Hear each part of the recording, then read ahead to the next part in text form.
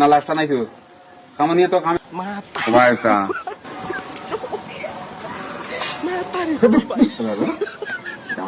আমার হাতে তো বান্ধি যা দুই কারে ক্ষেত্রে এই টাকা নিয়ে কিসের ক্ষেত্রে